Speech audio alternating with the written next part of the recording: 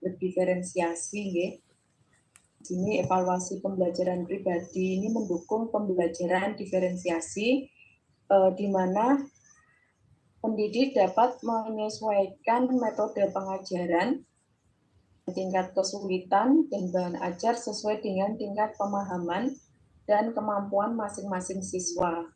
Kemudian bisa dengan membangun keterampilan hidup. Ini untuk memahami perkembangan pribadi siswa, membantu dalam membimbing mereka dalam pengembangan keterampilan hidup seperti manajemen waktu, keterampilan sosial seperti itu. Kemudian dengan pengembangan kepribadian dan etika.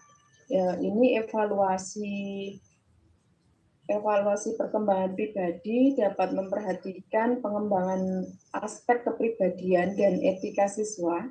Ini dapat menciptakan peluang untuk mendukung pembentukan karakter dan nilai-nilai positif siswa. Kemudian dengan kolaborasi dengan orang tua, ini pemahaman yang mendalam tentang perkembangan pribadi siswa ini memungkinkan pendidik untuk berkolaborasi dengan orang tua dalam mendukung pertumbuhan dan pembelajaran anak. Ini bisa memberikan umpan balik secara terbuka seperti itu. Kemudian bisa dengan melakukan pemantauan kesejahteraan emosional. Sini evaluasi perkembangan pribadi juga dapat mencakup pemantauan kesejahteraan emosional siswa. Ini penting sekali untuk memberikan dukungan ekstra perlukan dan memastikan lingkungan pembelajaran yang aman dan mendukung.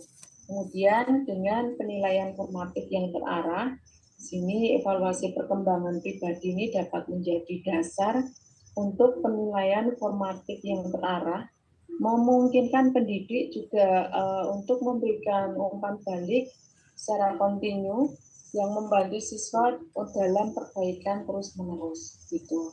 Nah, melalui penerapan evaluasi perkembangan pribadi yang holistik dan berkelanjutan di platform Merdeka Mengajar, pendidik ini dapat memberikan bimbingan yang lebih berfokus, mendalam, efektif kepada setiap siswa.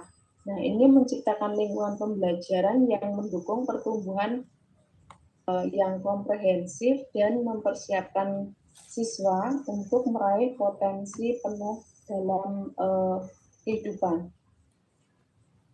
Kemudian tujuan evaluasi perkembangan siswa, di sini pemahaman diri yang lebih baik. Dengan tujuan ini peserta akan mampu mengidentifikasi kekuatan dan kelemahan mereka yang lebih jelas. Kemudian perencanaan pengembangan pribadi.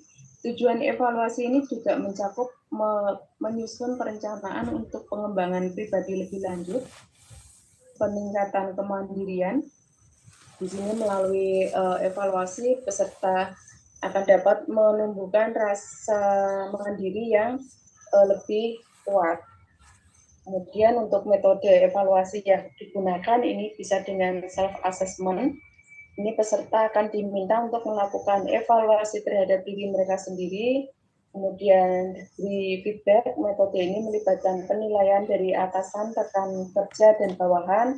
Kemudian observasi oleh mentor, ini para peserta dapat akan diamati saat melaksanakan tugas oleh mentor mereka. Nah, di sini untuk self assessment atau penilaian diri ini merujuk pada proses di mana seseorang mengevaluasi atau menilai dirinya sendiri.